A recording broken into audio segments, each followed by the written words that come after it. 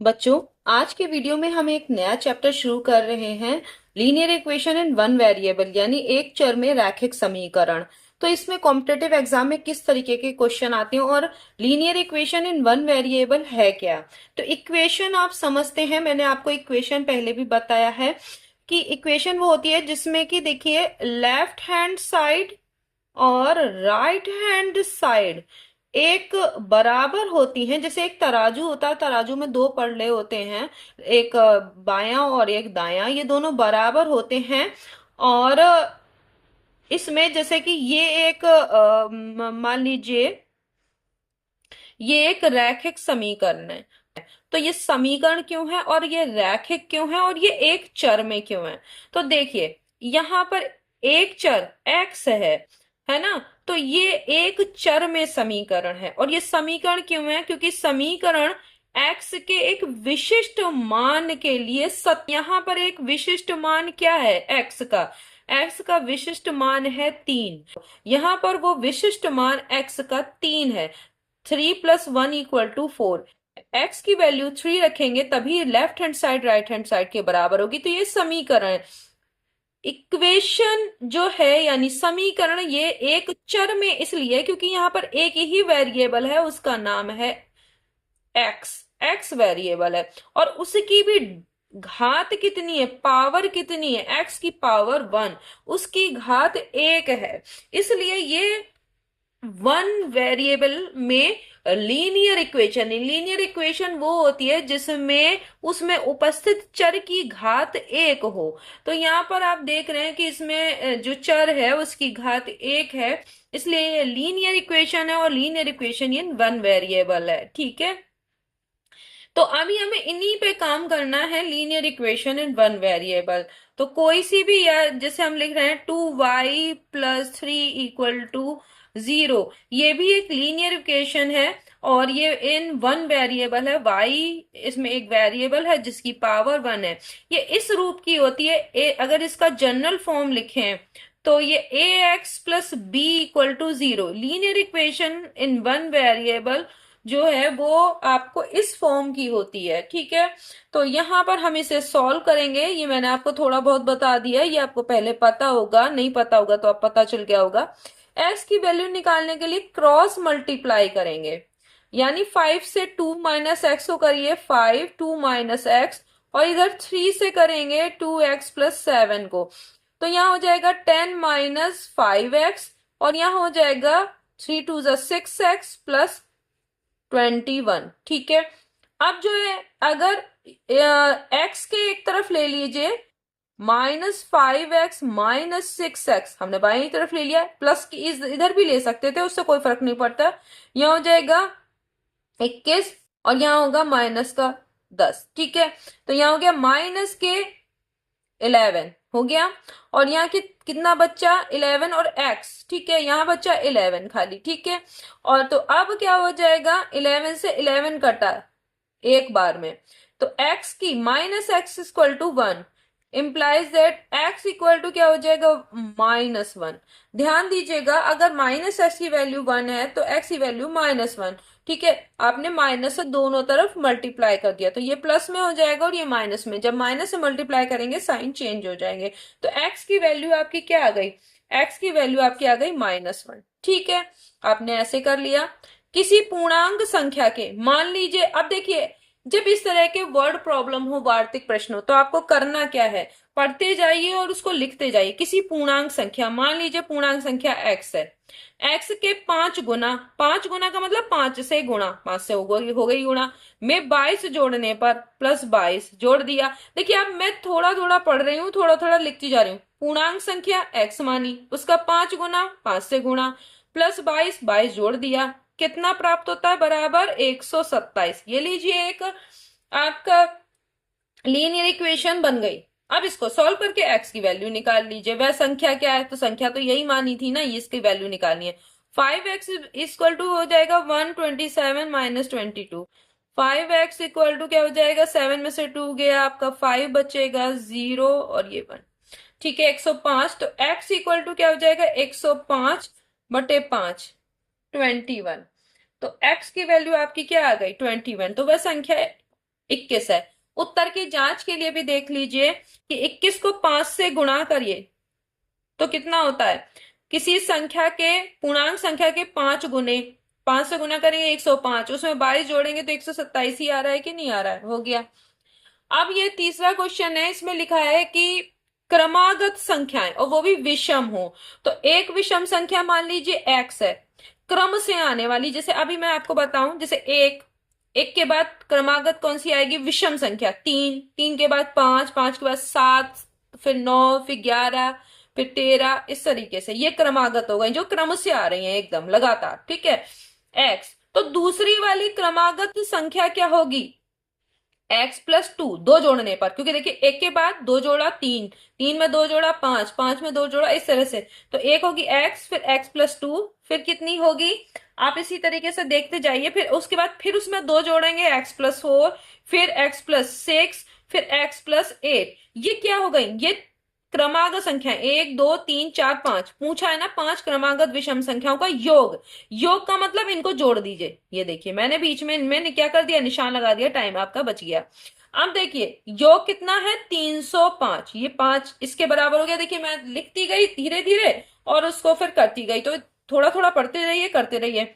X कितनी बार है, देखिए एक दो तीन चार पांच, क्योंकि पांच क्रमागत संख्या है तो 5x हो गया, प्लस इनको जोड़िए, 8 और 6 14, 14 और 4 18 और 2, आपका कितना हो गया 20, और यहाँ क्या है 305, तो 5x इक्वल टू क्या हो गया 305, में से आप 20 घटाएंगे, ठीक है, तो कितना हो जाएगा आपका, हो जाएगा 285, ठीक है, आपका कितना बचा 285, ये तो आप कर ही लेंगे, और फिर x बराबर क्या हो जाएगा 285/5, पांच आप करेंगे, पांच पचम 25, ठीक है, तो पचम 25 5 बार जाएगा, और फिर कितने, तीन बचेंगे, 5 सत्ते 35, 57, ठीक है, तो x की वैल्यू क्या आ गई 57, तो पहली आपकी जो विषम संख्या थी वो है 57।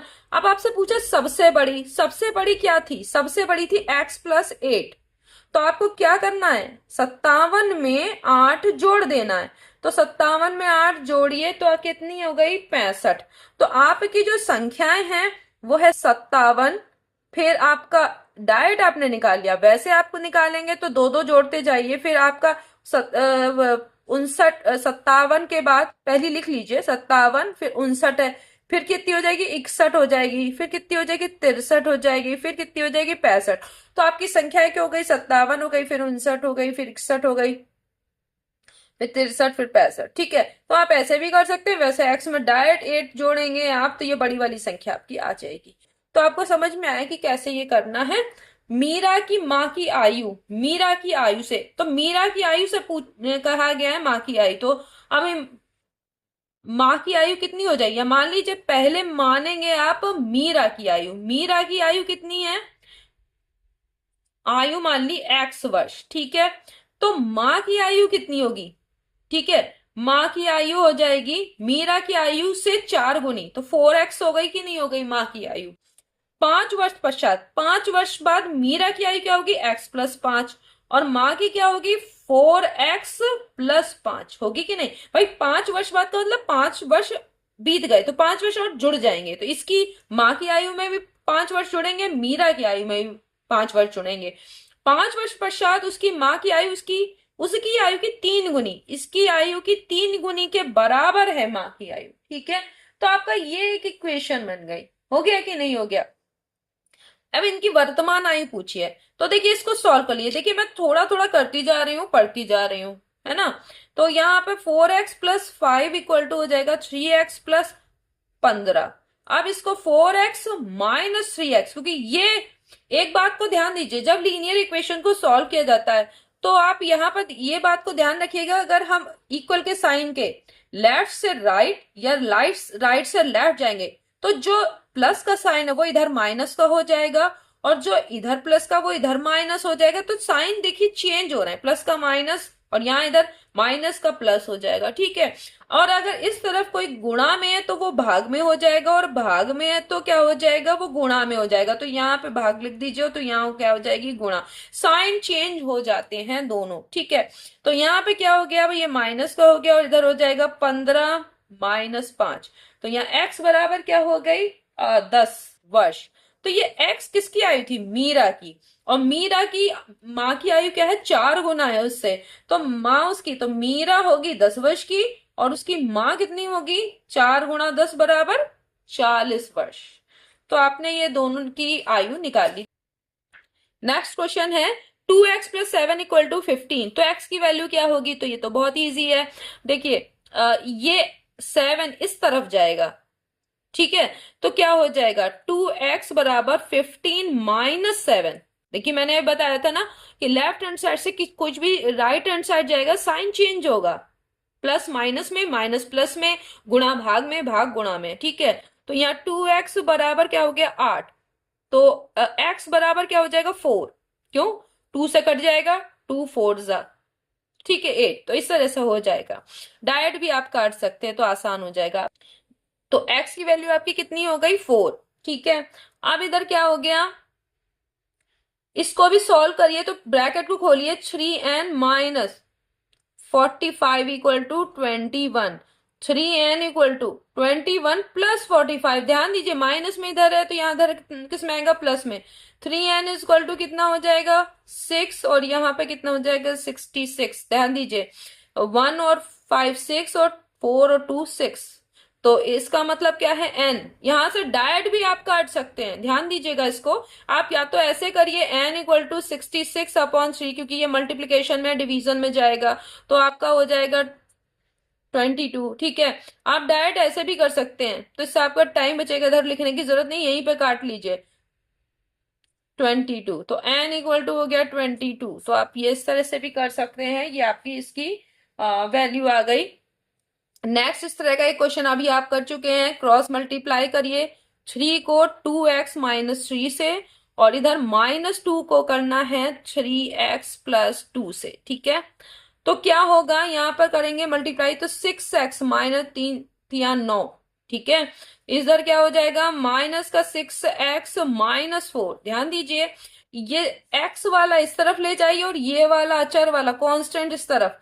तो ये 6x + 6x, और ये हो जाएगा 9 प्लस में इधर हो जाएगा -4। तो यहां हो गया 12x इक्वल टू 5।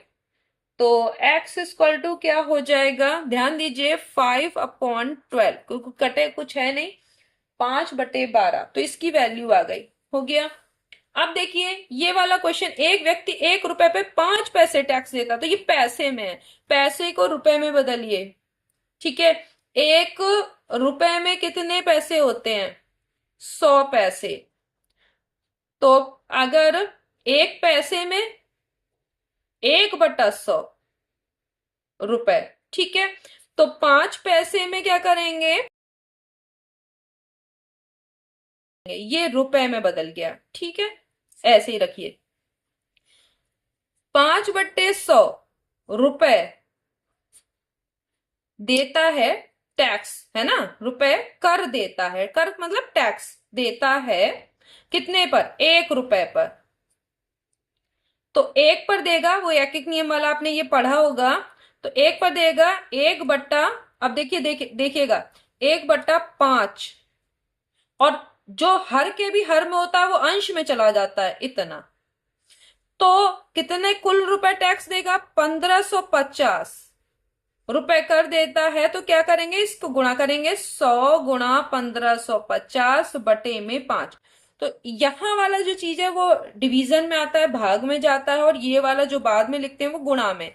तो अब अगर आप इस तरह से करेंगे तो क्या हो जाएगा, देखिए 5 से काटिए, 5×3 = 15, 5×1 = 5, और 0 310, और यहाँ 100 से गुणा करेंगे तो 2 0 और लगा देंगे। तो ये आपका आ गया 31,000 रुपये। तो 31,000 रुपये आपका जो जिस पर टैक्स लग रहा है कर योग्य मूल्य, ये हो गया कर योग्य मूल्य 31,000 रुपए था, जिस पर कि उसने कितना टैक्स दिया, 1,550 रुपए। ठीक है, तो ये आपको निकालना था, टैक्स नहीं निकालना था, टैक्स दिया हुआ था कि कितना टैक्स उसने दिया है, लेकिन वो वैल्यू क्या थी जिस पर कि इतना टैक्स दिया, तो वो वैल्यू ये है 31,000 रुपए। 31,000 रुपए पर उसने 1,550 टैक्स दिया, क्योंकि वो 1 रुपए पे 5 पैसे टैक्स दे रहा है। ठीक है, तो पहले आपने 5 पैसे को सब चीज रुपए में दिए, उसको रुपए में बदला। फिर आपने, चूंकि आप ये वाला जानते ही हैं, चूंकि इतने रुपए कर दे रहा है 1 रुपए पर, तो इसलिए एक पर कितना देगा, तो एक के ये बटे में जाएगा। जब बटे में जाता है तो बटे के भी जो बटे में होता है वो किस में चला जाता है, अंश में चला जाता है। फिर आपने निकाल लिया। तो नेक्स्ट वीडियो में इसी तरह के कुछ और क्वेश्चंस लेके आएंगे। तब तक के लिए धन्यवाद।